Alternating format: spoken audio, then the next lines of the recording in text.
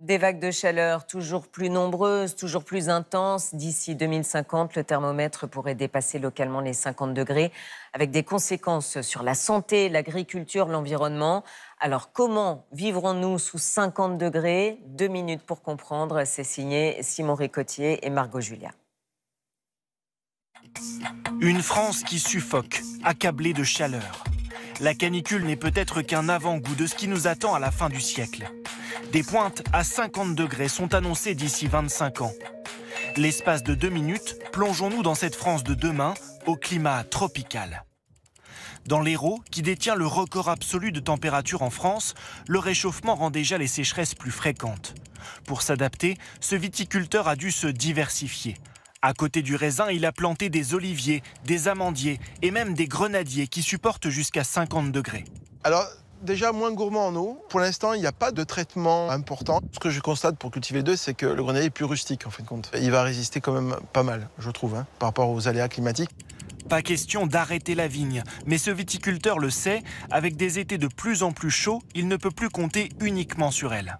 Mais il faut se poser vraiment la question de la pertinence de mettre de la vigne à certains endroits, mieux à certains endroits et moins bien à d'autres. La France s'est d'ores et déjà réchauffée de 1,7 degré depuis les années 1850. Ce pourrait être plus 2,7 degrés en 2050 et plus 4 degrés en 2100. Ainsi, Paris connaîtrait toute l'année le climat de Montpellier. Lyon aurait des airs de Rome. Et à Marseille, on vivrait sous les températures de Séville, en Espagne. Résultat, des paysages bouleversés.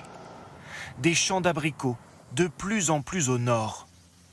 En montagne, des glaciers qui disparaissent. Dans les Pyrénées, il n'y en aura plus d'ici 10 à 15 ans. Notre corps, lui aussi, subit les effets de ce réchauffement.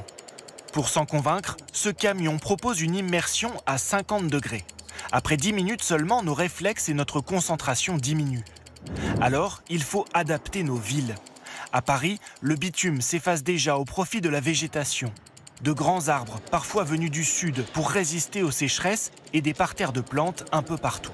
À Paris, pour rafraîchir la ville, il faut des grands arbres qui procurent de l'ombrage, mais pas que. En fait, toute végétalisation par petites touches permet d'éviter à des matériaux au sol d'accumuler la chaleur et de la relarguer la nuit.